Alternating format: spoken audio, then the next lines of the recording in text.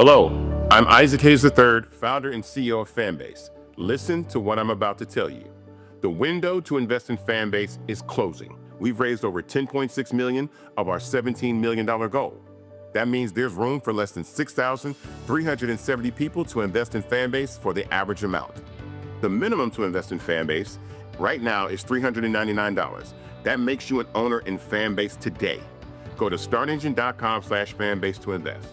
Why? Because current social apps have taken advantage of users for far too long, with content suppression, shadow banning, harmful racist content, and no real tools for monetization and equity. Fanbase has over 1.4 million users and counting, allowing anyone to reach all their following and monetize their content from day one. Social media is the new TV, and whoever owns the apps that distribute that content have the opportunity to own potential billion-dollar companies. While big platforms with uncertain futures are failing to serve their users, Fanbase is stepping up to fill the gap. Don't wait until it's too late. Invest now, invest for yourself and your future. Go to startengine.com/fanbase and own the next generation of social media.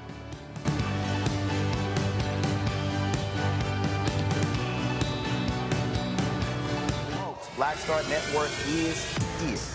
Hold no punches. I'm real revolutionary right now. Black power. Support this man, Black Media. He makes sure that our stories are told.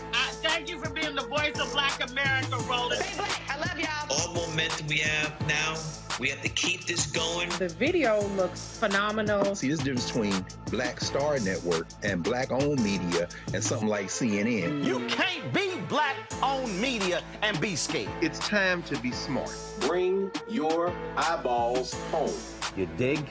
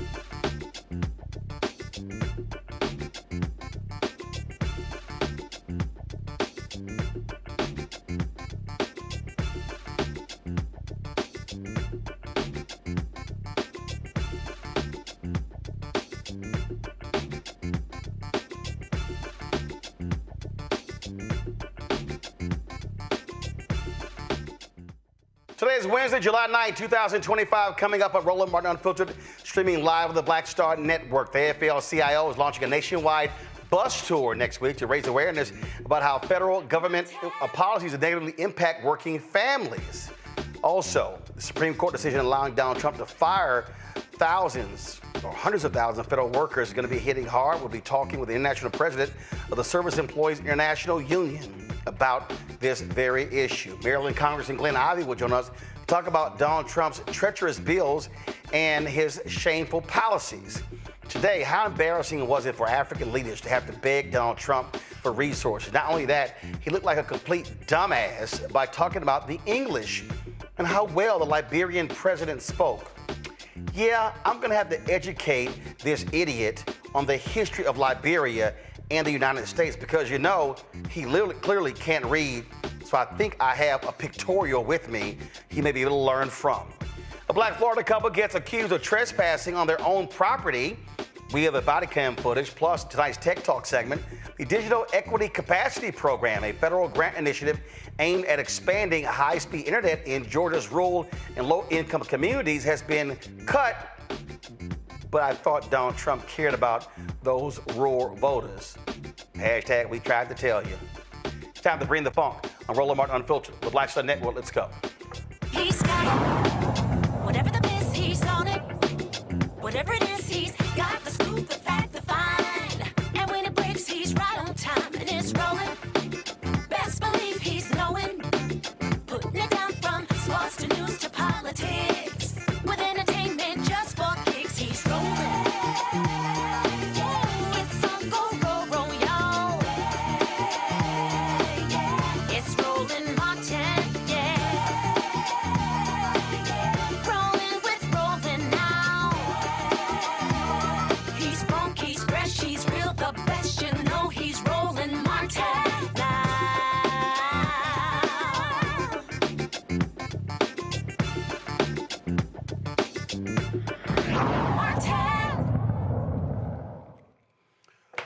Folks, we're one block away from the AFL-CIO, and they had folks who were outside of their building today for the launch of their bus tour. They were bringing attention to that. They're going to be traveling to having 50 simultaneous rallies nationwide on Labor Day, raising the issue of the impact on Donald Trump's attacks on federal workers.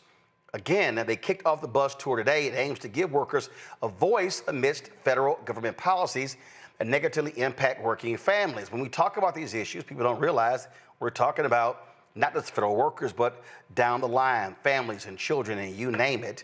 And so the Labor Federation plans to visit picket lines, support contract campaigns, and hold rallies to highlight workers' issues and protest because what they see is a tax on labor rights. Here's some of what was said at today's protest outside of the AFL-CIO International Headquarters, 1 block from the White House. Just like all workers are in the fight of their lives, when we fight, we win, because right here in D.C. earlier this week, subcontracted hospitality workers, with the help of the D.C. Attorney General, won hundreds of thousands of dollars for wage theft, getting their money back. We can stand up, we can fight, we can win. So get on the bus, let's go to these stops, and let's get rolling. We're here just calling, doing a big call out that what's happening is not okay. We stand with working families, we support working families. We're trying to, this bus tour is about going around the country, hearing the stories of everyday workers and how these horrible attacks from this administration are affecting working families. All right, folks. Again, this is about bringing attention to the workers and their families. Abel Rett joins me right now, the International President of the Service Employees International Union. Glad to have her here. Here's the thing that I have been saying for months. I remember I was on a call, I guess it was in January, early February, and there was a number of communication folks with all different unions. And actually I met twice with them. And I said then, early on, you can't make this solely about federal workers. Because, like it or not, there's a hatred of federal workers. But you have to make it plain to people. And when you talk about a worker, you're talking about a homeowner. You talk about somebody who may be forced to be evicted. You may talk about people who may be single families who may all of a sudden be homeless. They have kids who are in college or private school. So you have a whole trickle-down effect. And so I hate to say it, I'm glad to see 5 months later that they're focusing on this, because for me, that should have been the focus from day one, to get people to understand what the cuts actually mean. Yes, these cuts actually mean that your grandmother is going to have to sit on hold trying to figure out where her Social Security check is for 6 hours. That cut is going to mean my wait time to get the procedure at the VA is longer than it ever was before, putting my life in jeopardy. That cut means, you know, because of the Doge buyout, that you have 15% less staff right now taking care of the tragedy in Central Florida. Right, and now that's in terms of the cuts and the workers. Sure. My deal is, but by expanding this, let's just say 100,000 federal workers all of a sudden get fired. Well, they have husbands, wives, partners, they have children, they have families they take care of. So now that 100,000 number now swells to, the impact is 500,000, a million, 1.5 million. Now all of a sudden you see homes put up for sale. Now, so people have to understand what this actually means when you attack. It's not that worker being cut, it's literal families being cut. That's right, especially for places like Maryland, and I'm sure the congressman, when you have him on later, will tell you a disproportionate number of the people that live in the DMV, in Maryland and Virginia, that contribute to those tax bases in the state and in PG County and Fairfax County. Whoa, right, that tax base is going to get hit. These communities are going to be devastated. Right. And even when you go outside of Maryland, people have to understand, you may have areas in Missouri, in Indiana, all of a sudden 200, 300, 400 folks gone. And so now that's impacting those areas, because what I said, I remember when I had on the call, I said, guys, if you go out, I said, if you go outside of DC and now be able to show this is how this part of the country is going to be devastated by these cuts, then all of a sudden you're making it plain for people to go, ooh, I never thought about it that way. Yeah, well, and also let's remember our history, right? People now hate federal jobs, but after the Great Depression, programs that were created to employ federal workers were done because people didn't have jobs. Those jobs were created to end poverty. Those jobs were created to end starvation. And also, but to build stuff. And to build, yeah, that's where I was going, and to build stuff. It's not like, oh, well, it's just workers who are just there. It wasn't charity. I mean, people are now seeing that. You're now seeing when you cut the suicide prevention lines in the Department of Veterans Affairs, you're impacting folks with PTSD and being able to call 24 hours a day to get help.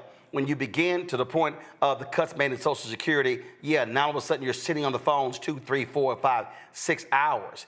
So there's a real life impact. So people love to hate on government workers and say, oh, government ain't working for me. Oh, you about to really see how government ain't working for you. Well, and people don't realize how many times a day their lives is touched and impacted by government. Well, first of all, your entire life. Your entire life, I keep trying to explain to people, stop with this bullshit of, I want government out of my life. That can't happen. The moment you're born to the day you die, government has a role in every aspect of your life. Yeah, and I think you care whether or not it is government running the suicide prevention line or a private company that has shareholders it's accountable to, because they're going to make different choices and decisions about what that prevention line, per services they provide, how many people are staffing it, because they care about their bottom line. Their sole purpose isn't the outcomes, right? There is a role for government, an important role for government in our lives, and we tend to forget that because we've bought into this narrative that the right has tried to push down our throats, hook, line, and sinker, about big government and government intervention in our lives. Folks, we want government in our lives. You don't want private business in your life to the extent that we're going to see it happen real shortly. Well, here's a perfect example. This is a video here. A guy says this is a group of first responders. For some reason, I can't pull it up right now. It's a video of a group of first responders praying around the giant cross in Kerr County, Texas, not far from where a 9-month-old who didn't make it was found in the debris a little while ago. Those are government workers. Government workers. See, the folk right now, where you have 172 people still missing in Kerr County, they're begging for the government to come in. Yeah. They're you got, not only that, you got racists like Charlie Kirk, who I'm gonna deal with that racist later, but you have him complaining, calling the black fire chief in Austin, Texas, a DEI hire because they did not send support staff to Kerr County. First off, Austin Fire Department, government worker. 2, that's 120 miles away. He ain't saying jack about the sheriff in Kerr County, government worker, the county commissioners, government worker, who are white Republicans. He ain't said nothing about them. So again, the people right now complaining, I had a tweet that said that Kristi Noem, CNN's reporting that the ICE Barbie, it says Noem didn't authorize FEMA's deployment of urban search and rescue teams until Monday, more than 72 hours after the flooding began, multiple sources told CNN. That's government workers. Government workers. And let's not forget about the National Guard. Right. Government workers that's saying, hey, we got, storm season we need to prepare for. We don't have time to be in neighborhoods kidnapping people who ain't never did nothing to nobody.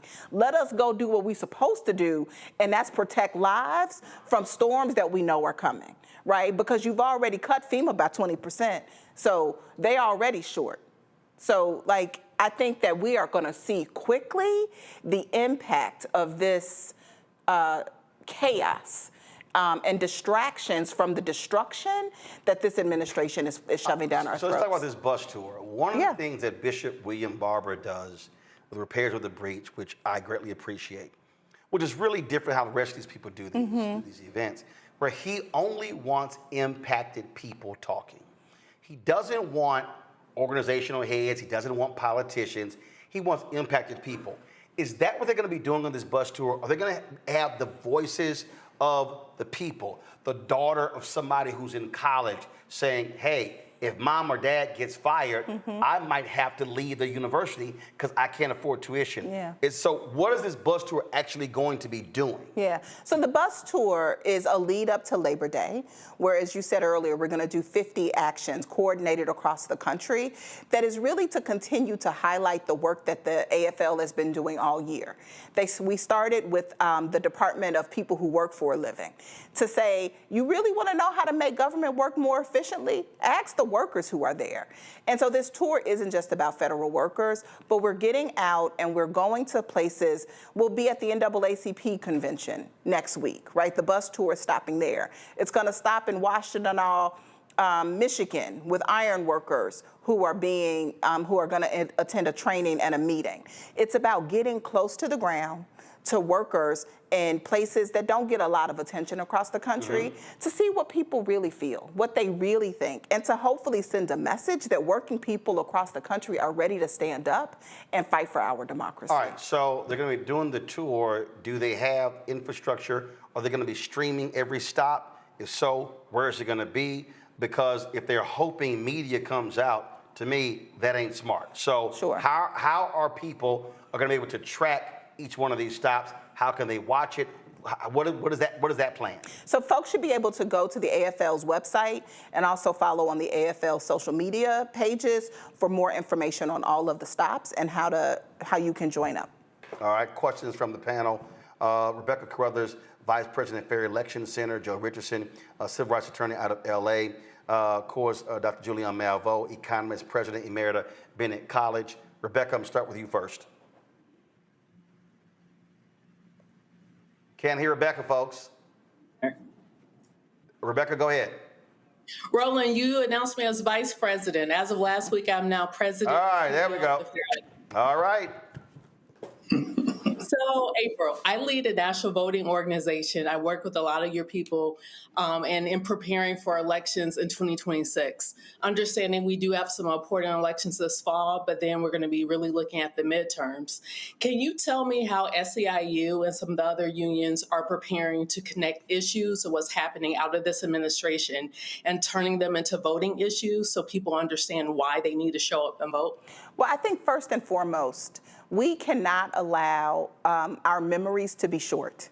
We have to remember come November 2026, the vote that was taken in July 2025.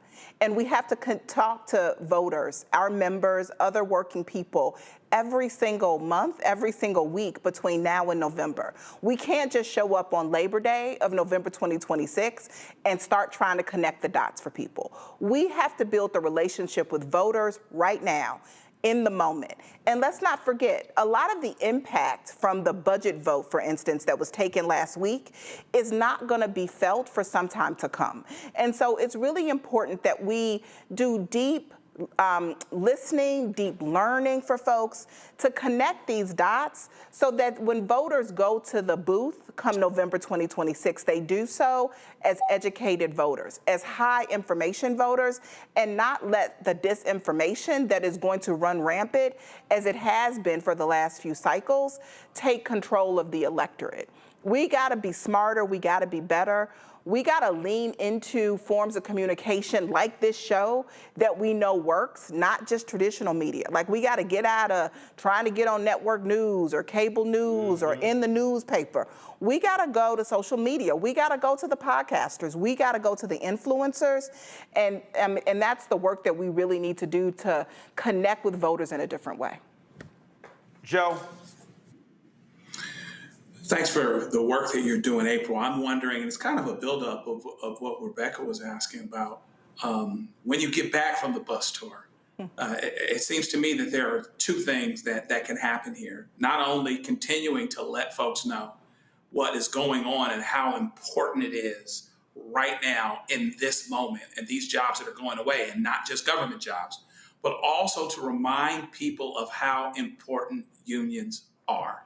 So tell me about what the AFL-CIO will be doing once you get back to continue to turn the heat up on people's one-on-one education about what's going on with this administration and how unions figure in and what we do going forward leading up to that those all-important votes. So it's important to remember that the AFL is a federation.